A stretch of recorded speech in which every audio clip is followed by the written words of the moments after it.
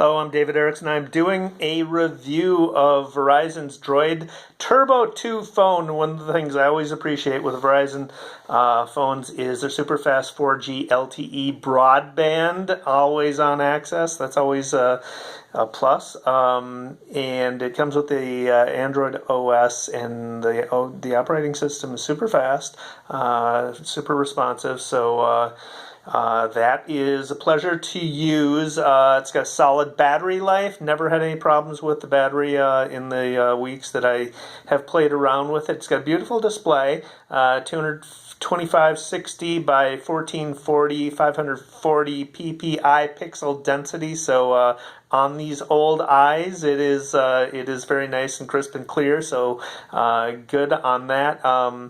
Supposed to have a shatterproof screen, but yeah, I didn't test it, not going to try and shatter it, so I couldn't tell you there. My primary concern when I review or look at a phone and consider a phone is from in terms of it being a content creation device. So I really put it through its paces for creating content, and that's video and photography.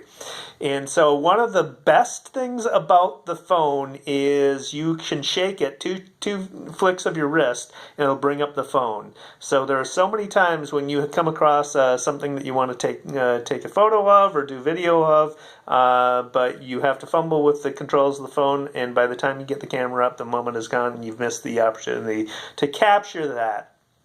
With the flick of the wrist, you can bring up the phone and you're ready to shoot, so it's really quick in that regard. It's got a 21 megapixel rear camera and a 5 megapixel front camera. I'm recording on it now using the front camera. Front camera is going to be good for any video conferencing you do from the phone, and for selfies, of course, it'll be fine for that. It's beautiful with the 21 megapixel rear camera for doing video and photography from that. You tap on the screen to focus it, to set the focus point of the photo, and then from there you can adjust the on screen. You can adjust the brightness level with a sliding scale type of thing around the focal point. I took a lot of photos and video under many different conditions. The phone performed well under almost all of the conditions. I used it nonstop from 7 to 12 midnight one day at work. I took photos indoors and outdoors around downtown Minneapolis. I staged some shots. I captured some candid photos and video during the day and the evening.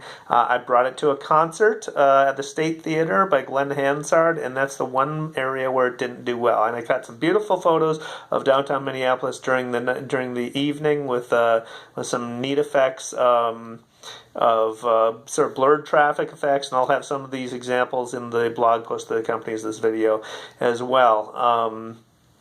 But at the concert, it was Glenn Hansard concert, beautiful, wonderful concert. The music was great, the concert was great, but the photography didn't fare so well. We were sitting in the upper balcony, so we were a long ways away from the stage. Low light conditions. It just the video didn't turn out that well. The photography didn't turn out that well in those conditions. So that's something you'll want to consider. But in most everything else, the camera performed wonderfully. I got some great content, some great photography, some great video, and again, I'll share that in the accompanying blog post. But all in all, a great phone for content creation.